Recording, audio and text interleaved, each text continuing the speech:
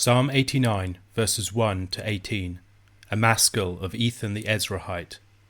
I will sing of the steadfast love of the Lord forever. With my mouth I will make known your faithfulness to all generations. For I said, steadfast love will be built up forever. In the heavens you will establish your faithfulness. You have said, I have made a covenant with my chosen one. I have sworn to David my servant. I will establish your offspring forever, and build your throne for all generations. Let the heavens praise your wonders, O Lord, your faithfulness in the assembly of the holy ones. For who in the skies can be compared to the Lord? Who among the heavenly beings is like the Lord? A God greatly to be feared in the council of the holy ones, and awesome above all who are around him. O Lord of hosts, who is mighty as you are, O Lord, with your faithfulness all around you? You rule the raging of the sea. When its waves rise, you still them. You crushed Rahab like a carcass. You scattered your enemies with your mighty arm. The heavens are yours. The earth also is yours. The world and all that is in it. You have founded them. The north and the south, you have created them. Tabor and Hermon joyously praise your name. You have a mighty arm. Strong is your hand. High your right hand.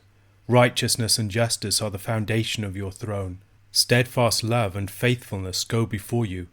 Blessed are the people who know the festal shout, who walk, O Lord, in the light of your face, who exult in your name all the day, and in your righteousness are exalted. For you are the glory of their strength. By your favour our horn is exalted. For our shield belongs to the Lord, our King to the Holy One of Israel. Psalm 89 comes at the end of Book 3 of the Psalter. Like various other psalms that focus upon the Davidic covenant, its position does not seem to be random. Like Psalms 2 and 72, it appears at the beginning or end of one of the books of the Psalter. The appearance of the Messianic psalms at such seams of the Psalter gives weight to the suggestion that the entire Psalter is supposed to be heard in a Messianic key. After an introduction of praise to the Lord and his mighty deeds, the psalmist appeals to the Davidic covenant, established in 2 Samuel chapter 7 verses 4 to 17, but he does so in a situation of covenantal crisis, when God seems to have cast off his anointed king. The king has been defeated, and it is not clear whether he will recover. Various proposals have been put forward for the disruption that is in view here.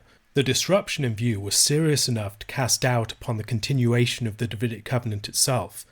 This has made the exile of Jehoiakim an attractive option for many, although that identification is far from certain. Conrad Schaeffer argues for a concentric or chiastic structure, focusing on verses 19 to 20.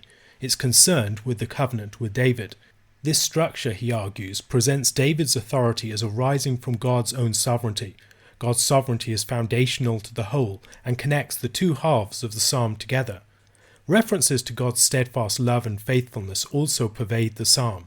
These attributes of God on which the Davidic covenant rests are praised and declared to be fundamental to the Lord's cosmic rule. This strengthens the grounds for appeal concerning the seemingly broken covenant. The psalm opens with these two attributes. These attributes were central in the Lord's self-revelation in his theophanic appearance to Moses at Sinai in Exodus chapter 34, verses 6 to 7. The Lord passed before him and proclaimed, the Lord, a God merciful and gracious, slow to anger, and abounding in steadfast love and faithfulness, keeping steadfast love for thousands, forgiving iniquity and transgression and sin, but who will by no means clear the guilty, visiting the iniquity of the fathers on the children and the children's children, to the third and fourth generation. The faithfulness and the steadfast love of the Lord are integral to his revealed nature and the grounds for unceasing praise. The psalmist is confident that steadfast love will be built up forever, and the Lord's faithfulness in the heavens.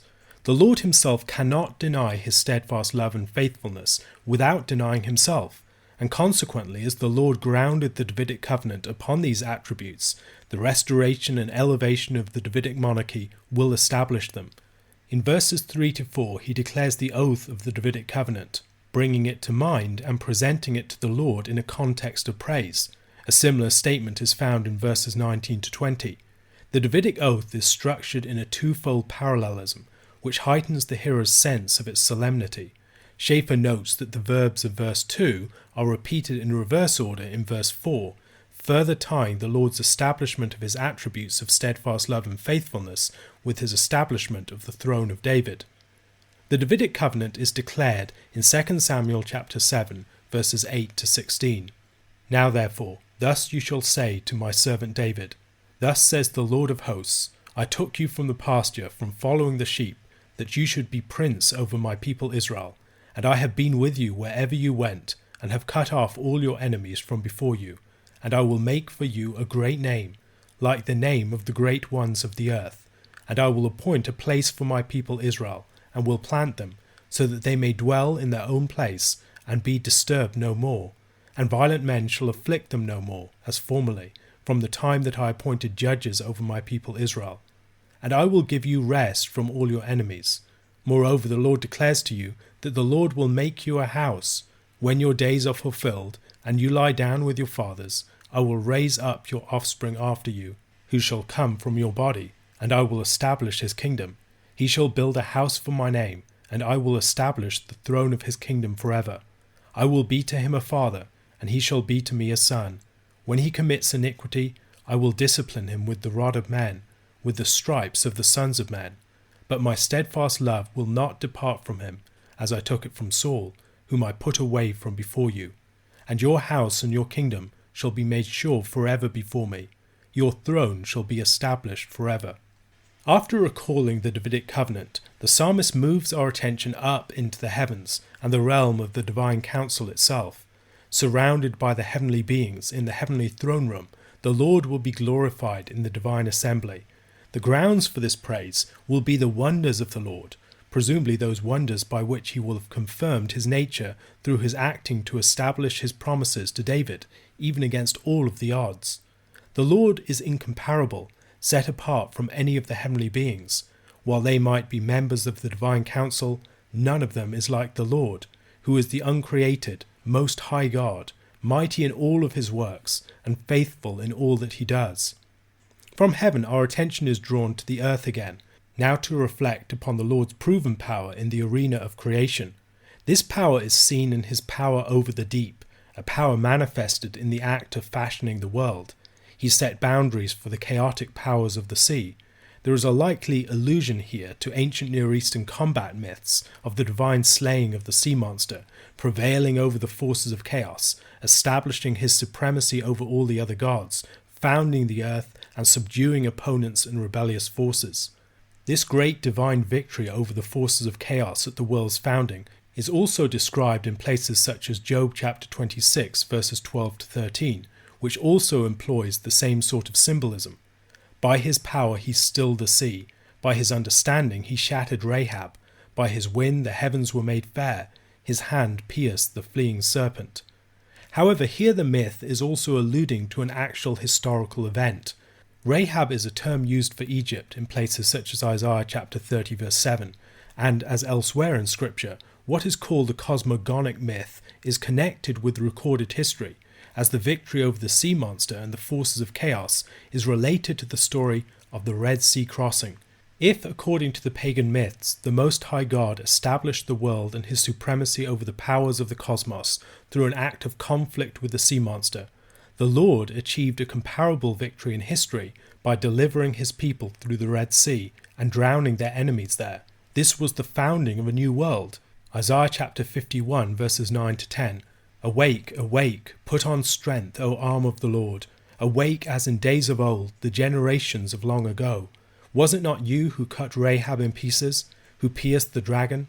Was it not you who dried up the sea, the waters of the great deep, who made the depths of the sea a way for the redeemed to pass over? In Psalm 74 verses 13 to 14, you divided the sea by your might. You broke the heads of the sea monsters on the waters. You crushed the heads of Leviathan. You gave him as food for the creatures of the wilderness. Whether primeval cosmic forces and heavenly powers or mighty nations, the Lord has proven his dominion over all. Behind all of this is the fact that the Lord has founded the entire creation, the heavens, the earth, the world, and all within it, by his hand. north and south, comprehending things in all directions, were created by the Lord. The creation responds to the voice and the power of the Lord. The great mountains joyfully praise him. Righteousness and justice are the foundation of God's throne. His rule is established upon these things. The Lord is not a cosmic despot or tyrant, capriciously imposing an arbitrary will upon the world. Indeed, for the psalmist, steadfast love and faithfulness, the attributes of the Lord that have been at the heart of his praise and will come to ground his appeal, are here personified, as if they were servants going before the Lord's face wherever he goes. The mountains joyfully respond to the Lord's power, and the people who do the same are blessed also. They walk in the light of the Lord's face, in the illuminating presence of his favourable gaze. As they exult in the Lord, they are exalted by the very righteousness that they praise. The section concludes by speaking of the Lord as the glory of his people's strength, and the one who exalts their horn. The nation's fate and well-being depends upon the triumph of their king, and the Lord is the one who will bring this about. Verse 18 underlines this point. Their shield belongs to the Lord, the shield being the king that the Lord has set over them. A question to consider. Where else do we see the Red Sea crossing presented as if it were a cosmic founding event, or as a parallel to events in creation? Acts chapter 27. And when it was decided that we should sail for Italy, they delivered Paul and some other prisoners to a centurion of the Augustan cohort, named Julius, and embarking in a ship of Adramyttium, which was about to sail to the ports along the coast of Asia, we put to sea, accompanied by Aristarchus, a Macedonian from Thessalonica. The next day we put in at Sidon, and Julius treated Paul kindly, and gave him leave to go to his friends and be cared for. And putting out to sea from there we sailed under the lee of Cyprus, because the winds were against us. And when we had sailed across the open sea along the coast of Cilicia and Pamphylia, we came to Myra in Lycia. There the centurion found a ship of Alexandria sailing for Italy, and put us on board. We sailed slowly for a number of days, and arrived with difficulty off Cnidus, and as the wind did not allow us to go farther, we sailed under the lee of Crete off Salmone. Coasting along it with difficulty, we came to a place called Fair Havens, near which was the city of Lasea. Since much time had passed, and the voyage was now dangerous because even the fast was already over, Paul advised them, saying, Sirs, I perceive that the voyage will be with injury and much loss, not only of the cargo and the ship, but also of our lives. But the centurion paid more attention to the pilot and to the owner of the ship than to what Paul said. And because the harbour was not suitable to spend the winter in, the majority decided to put out to sea from there, on the chance that somehow they could reach Phoenix, a harbour of Crete, facing both southwest and northwest, and spend the winter there. Now when the south wind blew gently, supposing that they had obtained their purpose, they weighed anchor and sailed along Crete, close to the shore. But soon a tempestuous wind, called the northeaster, struck down from the land. And when the ship was caught and could not face the wind, we gave way to it, and were driven along. Running under the lee of a small island called Corda, we managed with difficulty to secure the ship's boat. After hoisting it up, they used supports to undergird the ship. Then, fearing that they would run aground on the Syrtis, they lowered the gear, and thus they were driven along. Since we were violently storm-tossed, they began the next day to jettison the cargo, and on the third day they threw the ship's tackle overboard with their own hands. When neither sun nor stars appeared for many days, and no small tempest lay on us, all hope of our being saved was at last abandoned. Since they had been without food for a long time, Paul stood up among them and said, Men, you should have listened to me, and not have set sail from Crete, and incurred this injury and loss. Yet now I urge you to take heart, for there will be no loss of life among you, but only of the ship. For this very night there stood before me an angel of the God to whom I belong, and whom I worship. And he said, Do not be afraid, Paul. You must stand before Caesar. And behold, God has granted you all those who sail with you. So take heart, men, for I have faith in God that it will be exactly as I have been told. But we must run aground on some island. When the 14th night had come, as we were being driven across the Adriatic Sea, about midnight, the sailors suspected that they were nearing land.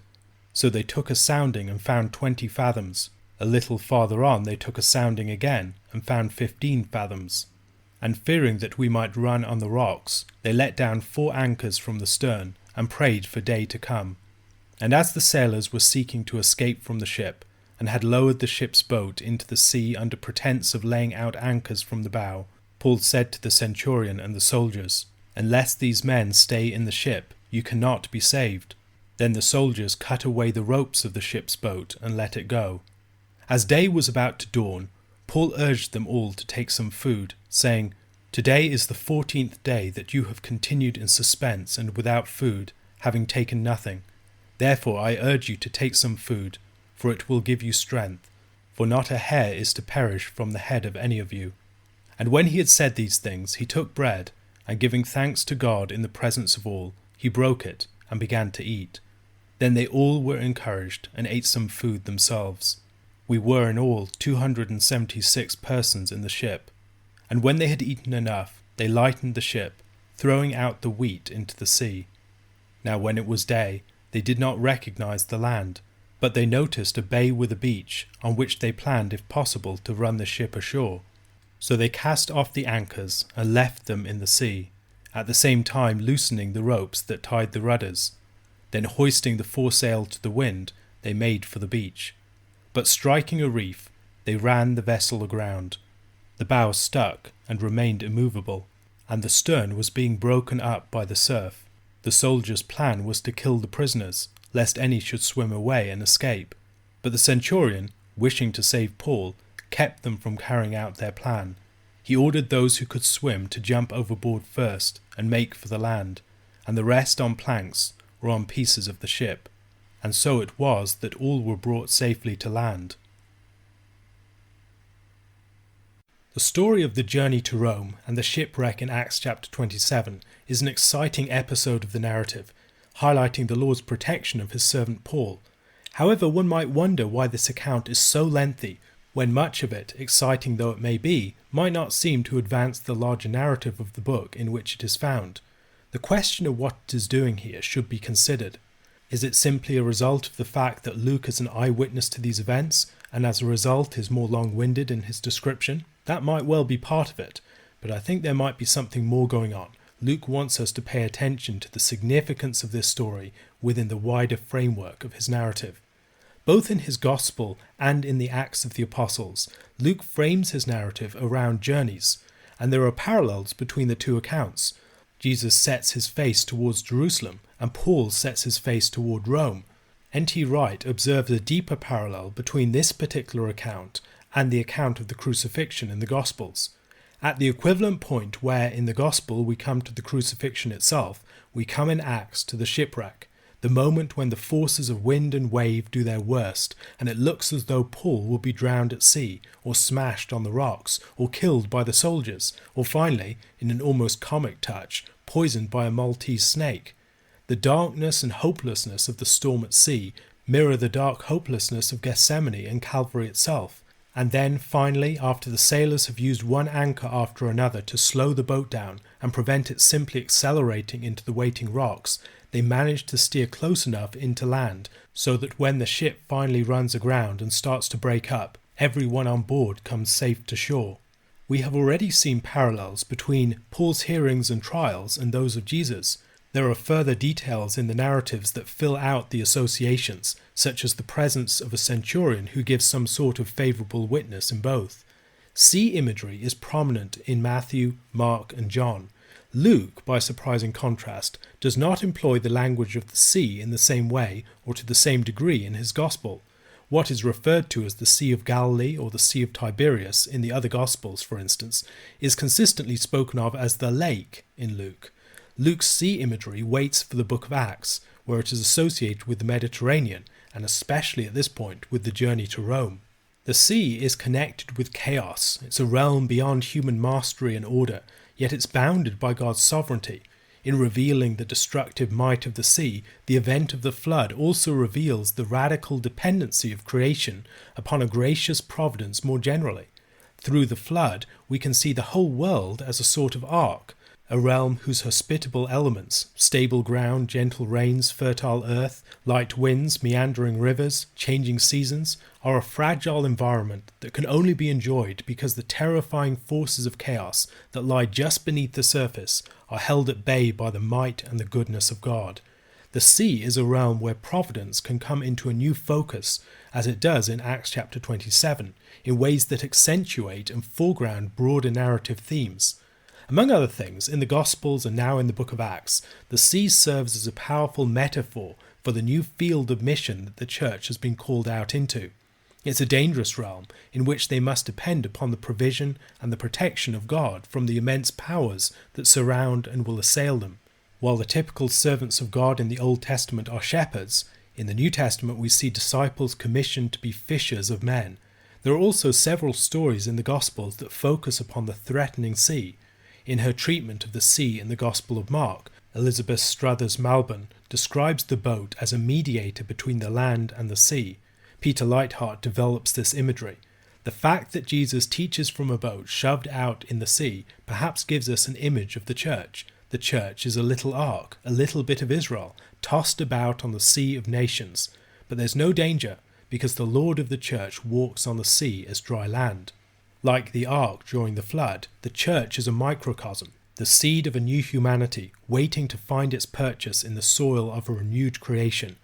Like the ark, it is exposed to all the terror of the elements, subjected to the winds and the waves, being radically dependent upon God's good care to guide it through them all. While people of the land may seek to control their environment, people of the sea must adapt themselves more to its conditions and look to the heavens for their care. The sea is also connected with the Gentiles. It is no accident that aside from the story of the flood, the one great boat story in the Old Testament is the book of Jonah, the Israelite prophet who was sent to the Assyrian city of Nineveh. One of the important features of Jonah's story is the way that the experience of the prophet symbolizes the experience of the nation. The disobedience of the Israelite prophet Jonah mirrors the disobedience of Israel and is a lesson to them. His sleep is like their spiritual insensibility. The storm is the turmoil of conflict that the region is cast into. Jettisoned from the ship, Jonah is like Israel, cast into exile. The big fish is Assyria, an appointed beast, nations being represented by beasts in the prophets and elsewhere.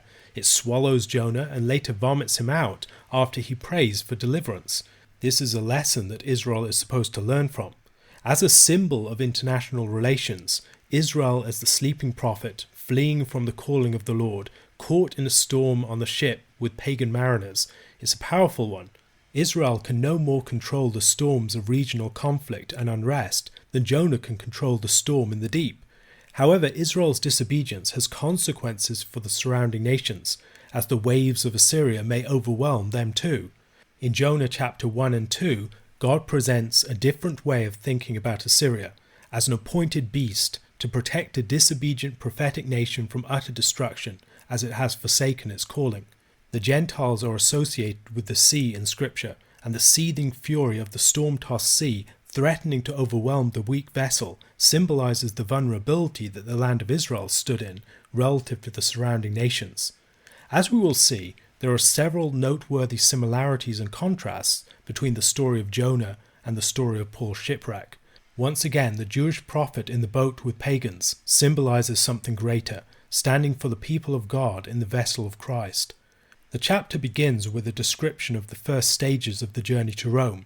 Paul was entrusted to Julius the centurion, and Luke here joins them. We see the narrative changing to we. The ship that they board is a ship of Adramyttium, in Mysia in the province of Asia. Even though there was a network of roads throughout the empire, sea travel was generally the swiftest way to move about, even though it was more hazardous. Carl Laney discusses the fact that the Mediterranean was largely, but not entirely, closed to sea travel in the winter months. Severe storms, winter fog and cloud cover made it very difficult to move about in those times. Conditions varied considerably, however, from one part of the Mediterranean to another. Conditions were much milder in the southeastern quadrant. For much of the Mediterranean, though, travel was exceedingly dangerous between November and February, which was why Paul suggested staying in fair havens. Passengers lived on the deck of the ship. Beyond water, provisions usually were not offered. Ships were for cargo and for troops, they were not for passengers. There weren't schedules, you would board whatever boat you could find, and travel was extremely dangerous. 2 Corinthians chapter 11 verse 25 was written before the events of this chapter. Within it Paul says, 3 times I was shipwrecked, a night and a day I was adrift at sea. This then will be Paul's 4th shipwreck at the very least. As these were sailing vessels, the speed of travel also depended heavily upon the direction of the wind and how favourable it was to the direction of intended travel. Paul and his company are sailing against the winds, which is why they had such a slow going. They travel along the coast to the north of Cyprus, along the Mediterranean coast of modern-day Turkey, until they reach Myra. There they take an Alexandrian ship to Italy, presumably a much larger vessel. As a vessel bringing Egyptian grain to Rome, it would have been one of the largest vessels in the Mediterranean at the time. Laney gives their dimensions as about 180 feet or 55 metres in length, 50 feet or 15 metres in width, and about 44 feet or 13.5 metres from the deck to the bottom of the hold. He notes Lucian of Samosata's claim that a ship of this kind could carry enough grain to feed every person in Attica for a year. Luke records the number of persons aboard the ship as 276, which seems surprisingly large to some commentators, but others point out that Josephus reports 600 persons on the ship that took him to Italy. The course of travel needed to be determined in no small measure by the wind. Just as they had sailed under the lee of Cyprus earlier, the side shielded from the wind to the north, now they must sail under the lee of Crete, which is this time on the south side, until with difficulty they reach Fair Havens, which would offer temporary shelter. The fast, or the Day of Atonement, in September or October had passed, but they had tarried in Fair Havens, presumably waiting for better weather conditions. Paul strongly warned them about going on. We should bear in mind here that Paul was not just a mere landlubber. He had 3 shipwrecks under his belt already, and might have learnt some things from the experience. If they stayed at Fair Havens for the winter, while it would not be ideal, it would save the passengers and the cargo. However, as they determined that Fair Havens wasn't suitable to stay in for the winter, they decided to go to Phoenix, another harbour in Crete, which would provide them with better winter shelter. They travelled then west along the Cretan coast with a gentle south wind, but suddenly an east-northeast wind hit them, and it drove them down away from the protection of the shore, preventing them from reaching Phoenix. They get some protection from the small island of Corda, and they take 3 actions at that point. They haul up the ship's boat, a much lighter boat that could be towed behind the ship in good weather. They undergird the ship with cables or ropes to prevent the spars or the hull from breaking apart. They lower the ship's gear, sail, tackle, rigging, concerned about running aground on the Syrtis, dangerous sandbanks and shallows off North Africa. They want to be as high in the water as possible. On the 3rd day they cast the ship's tackle, all the spare gear and perhaps even the mainsail overboard. To make matters much, much worse, there was no sun or stars for many days, preventing navigation. In contrast to the boat stories of the Gospels, the ship of Acts chapter 27 has a mixed multitude of passengers. It's saved through the message of the apostle. A tempest striking a pagan ship bearing a Jewish prophet towards the west is quite reminiscent of the story of Jonah. However, whereas in the book of Jonah the disobedient prophet places the lives of everyone else in danger, here the situation is reversed. God grants Paul all of those who sail with him, as we see in verse 24. This is a powerful image of salvation, and as in the literary structure of the book of Acts it is paralleled with the story of the crucifixion in Luke, it invites our attention. A Jew and Gentile multitude are saved by observing the apostles' teaching, by faithfully remaining on the ship, and by being sustained through blessed and broken bread, and parallels with the church are not difficult to identify. The vision of the church that appears here is one formed of many different peoples, enduring suffering and hardship, formed together in a communion that serves to break down former oppositions, surrounded by threats and tempests, persevering and overcoming through the divine guidance and aid upon which they depend. God gives Paul assurance for himself and also for everyone else who is with him. Until Paul has completed his mission, he cannot be harmed by all of these things that come at him, and as long as he is in the boat, the other people are safe with him. This is all in stark contrast with Jonah, who threatened other people by his presence. A ship like Paul's in such conditions would drift about 36.5 miles or 58.4 kilometers a day, bringing them near to Malta. Presumably hearing sounds of breakers, they realize that they are approaching the land and start to take soundings. They discover that they are nearing the land, and so they let down 4 anchors from the stern. They then pretend to let down anchors from the bow, but the sailors are actually attempting to lower the ship's boat in order to escape the vessel. Paul tells the centurion and the soldiers, and they prevent them. Paul then, as if he were the natural leader of the company, instructs them to eat a meal. Many have seen here an allusion to the Last Supper. There's a very similar context. If the crucifixion is paralleled with the shipwreck, it comes at the right point. There's a reference to the arrival of the 14th night, and the strict instruction to the centurion and the soldiers that everyone must stay in the ship or be destroyed. Both of these things evoke a Passover context, and by extension, the context of Christ's death. The 14th of Nisan was the day of the Passover. We read that Paul took bread, and when he had given thanks, he broke it and began to eat. And the echoes should not be that hard to hear. In Luke chapter 22, verse 19, "And he took bread, and when he had given thanks, he broke it and gave it to them, saying, 'This is my body, which is given for you. Do this in remembrance of me.'" From the plague of darkness, they're going to be delivered through this evening meal. They're going to pass through the waters. They're going to be delivered from the hands of soldiers that want to kill them, and they're going to come out safely on the other side. The specificity of the number of the company, 276, is also interesting. Like 153, 120, and 666, it is a triangular number which fascinated many ancient thinkers. St. Augustine and others refer to such numbers in their works.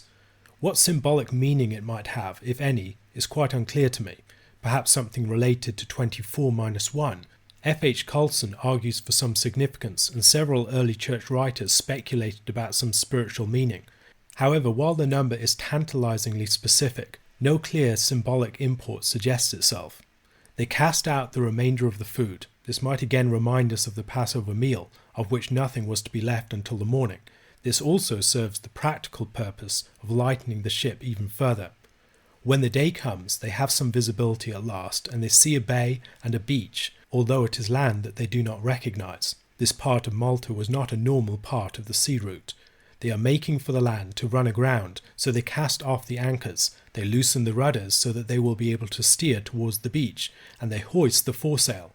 However, before they reach the beach, they strike a sandbank, and the vessel stuck. As the soldiers would be liable for the escapees, they plan to kill the prisoners, but the centurion prevents it from being carried out, as he desires to protect Paul. Those who could swim were ordered to swim, and the rest were given planks from the ship. According to the word that the Lord had given to Paul, all were brought safely to land. A question to consider. Where can we see themes of providence in this story that connect with broader themes of providence in the larger story of Acts?